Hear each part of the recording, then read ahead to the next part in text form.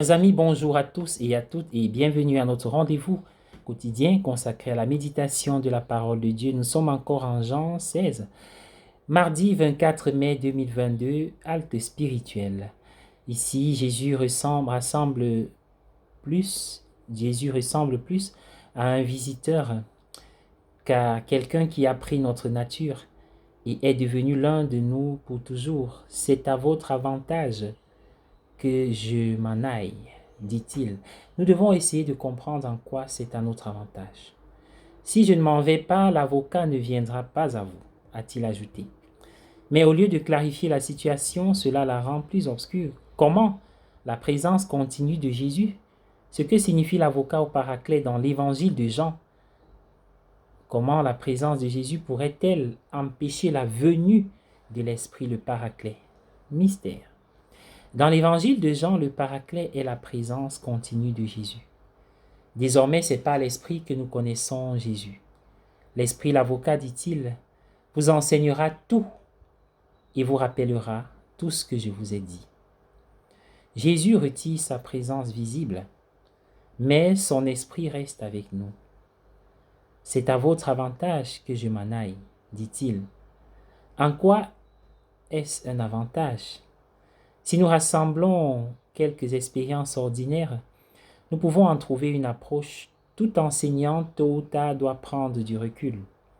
Si un professeur reste toujours à vos côtés, il y a des choses importantes que vous n'apprenez jamais.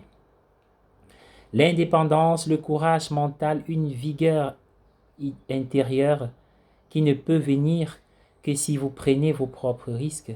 En d'autres termes, vous devez apprendre de votre propre expérience. Et c'est ce à quoi un bon professeur vous renvoie toujours en fin de compte. Les parents aussi doivent apprendre à prendre du recul. Les enfants de parents à la personnalité très forte sont souvent passifs et faibles. Chaque fois que vous voyez un leader puissant, regardez ce que son leadership fait à ses disciples. Il peut penser qu'il renforce les frères, mais c'est exactement l'angle mort d'un extraverti. Jésus a la sagesse de nous faire confiance même si nous faisons des erreurs. Il veut nous inspirer de l'intérieur et non nous contrôler de l'extérieur. Cet esprit, dit Jésus, prouvera au monde qu'il a tort en ce qui concerne le péché, la justice et le jugement. Le commentaire d'un auteur à ce sujet dit que ce que vous pensiez être le péché n'était que votre propre culpabilité. Ce que vous pensiez être la droiture était l'autosatisfaction. Ce que vous pensiez être la justice n'était que votre instinct de vengeance.